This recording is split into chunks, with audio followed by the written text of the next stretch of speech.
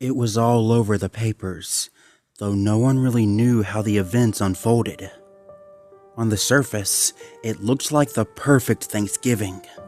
The turkey was cooked to golden perfection, steam still arose from the freshly baked dinner rolls, and the house was filled with the scent of cinnamon and melted butter from the pumpkin pie and candied yams.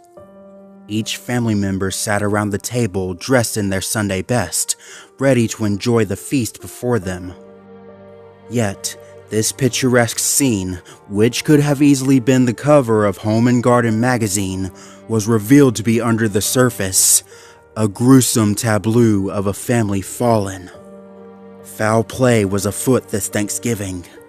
5 corpses sat around this untouched meal. Claude and Mildred Blackstone earned their money on the backs of the hard-working, indentured servants who ran their plantation. Claude ruled the farm with an iron hand during the day, and Mildred kept a household that was as strict as it was spotless.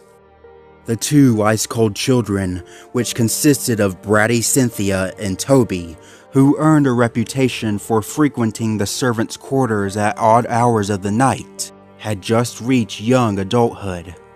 The children occupied themselves with their own preoccupations, as did the rest of the Blackstone household.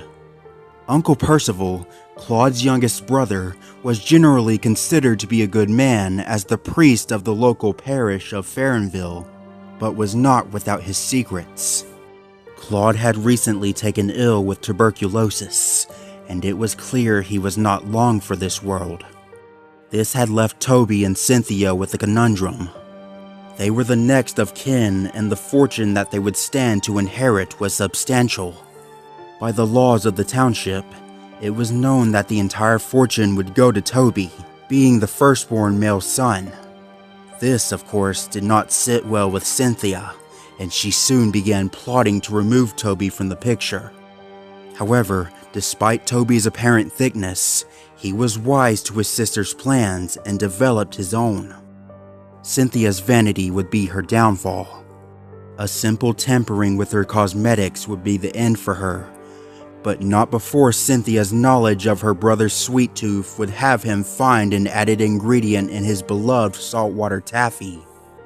Both Blackstone children died silently in their sleep. On the night before Thanksgiving, Percival came and met Claude in the kitchen just as he was leaving to rendezvous with the head housekeeper. Claude's breath was stinking of whiskey, and Percival's patience was at an end. The hatred these two had for one another in this moment climaxed from a low simmer to a rolling boil, and neither could suppress it any longer. Claude swung at his brother and missed.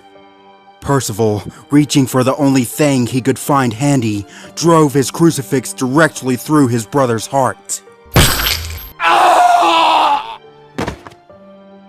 In horror of what he had done, Percival left the kitchen that Thanksgiving Eve and ran to his parish to pray. When Mildred came down for her nightly cup of tea and saw her husband dead on the floor, she quickly called for her children.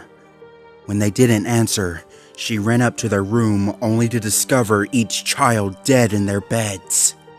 Mildred screamed and wailed, crumbling to the floor in despair. However, moments later, as though nothing had happened, she rose, wiped her tears, and calmly dragged the bodies of her children one by one downstairs to the dining room. She then gathered her husband's body from the kitchen. All night long she prepared them, dressing them in their finest clothes, cleaning their wounds, and arranging them around the table.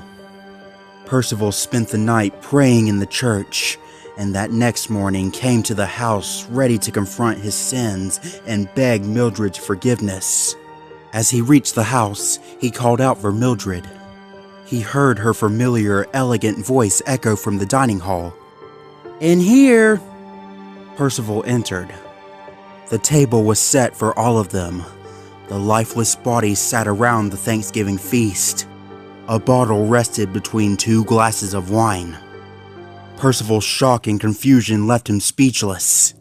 All thought of his own confession to Mildred had left his mind. As he stammered to ask Mildred for an explanation, she smiled sweetly and handed him a glass of wine. "Drink," she said, "and we can all be a family again." Percival drank the wine as he was told.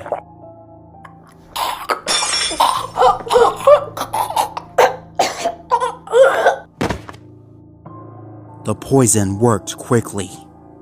Mildred finally, with her entire family around her, took her own glass in her hand. Still with that sweet smile that had so charmed the late Percival, she drank.